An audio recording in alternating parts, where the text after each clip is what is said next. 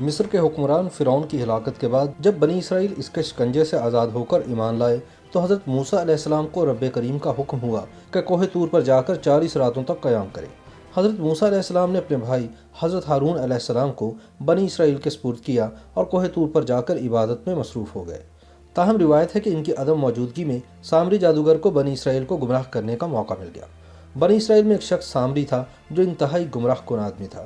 اس کی ماں نے برادری میں بدنامی کے ڈر سے سامری کو پیدا ہوتے ہی پہاڑوں کے غار پر چھوڑ دیا تھا۔ حضرت جبرائیل علیہ السلام نے اللہ کے حکم پر اس کو پالا اور اپنی انگلی سے دودھ پلایا، اس لیے یہ حضرت جبرائیل علیہ السلام کو پہچانتا تھا۔ اس کا پورا نام موسیٰ سامری تھا۔ دلچسپ بات یہ ہے کہ فرعون کے گھر میں پالا گیا موسیٰ پیغمبر خدا بنا اور حضرت جبرائیل علیہ السلام کا پالا ہوا موسیٰ سامری کافر ہوا۔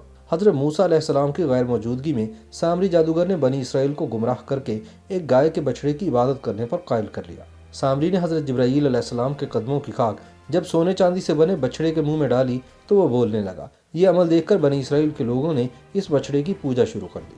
حضرت موسیٰ علیہ السلام جب کوہ طور سے تورات لے کر واپس آئے تو دیکھا کہ بنی اسرائیل کی قوم ایک بچڑے کے سامنے سجدہ ریز ہے۔ یہ منظر دیکھ کر حضرت موسیٰ علیہ السلام بہت نالاں ہوئے اور انہوں نے سونے اور چاندی سے بنے بچڑے کو پاش پاش کر دیا۔ بعد ازاں اللہ رب العزت کا حکم نازل ہوا کہ جن لوگوں نے بچڑے کی پوجا نہیں کی وہ بچڑے کی پوجا کرنے والوں کو قتل کریں۔ اس کے بعد سامری جادوگر سمیت بچڑے کی پوجا کرنے والے 70,000 افراد کو قتل کر دیا گیا۔ تب اللہ تعالیٰ کا حکم آیا کہ اب اس قوم میں سے 70 لوگ کوہ طور پر آئیں اور ہلاک ہونے والوں کی مغفرت کے لیے دعا کریں۔ حضرت موسیٰ علیہ السلام نے قوم میں سے 70 افراد کو منتخب کیا اور ان کو لے کر کوہ طور پر روانہ ہو گئے۔ کوہ طور پر پہنچنے کے بعد بنی اسرائیل کے لوگوں نے اللہ رب العزت سے دعا کرنا شروع کر دی۔ اس کے بعد آواز آئی کہ اے بنی اسرائیل، میں ہی تمہارا رب ہوں جس نے تمہیں فرعون سے آزادی دلائی اور تم میری ہی عبادت کیا کرو۔ لیکن بنی اسرائیل نے حضرت موسیٰ علیہ السلام کو مخاطب کرتے ہوئے کہا کہ ہم تب تک آپ کی بات پر یقین نہیں کریں گے جب تک اللہ تعالیٰ ہمیں اپنا جلوہ نہ دکھا دیں۔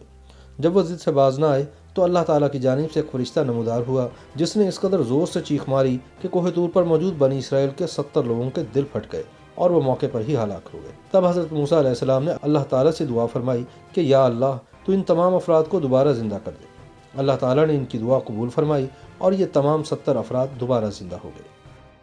YouTube پر گوگلی نیوز دیکھنے کے لیے youtube.com کی سرچ بار میں googly news T V type کریں۔ گوگلی نیوز کے پیج پر سرخ رنگ کے سبسکرپشن والے بٹن پر کلک کرنا نہ بھولیے۔ YouTube پیج پر اپلوڈ ہونے والی ویڈیوز سے باخبر رہنے کے لیے بیل آئیکن پر کلک کیجیے۔ آپ کو ہر نئی ویڈیو کے بارے میں نوٹیفیکیشن موصول ہو جائے گا۔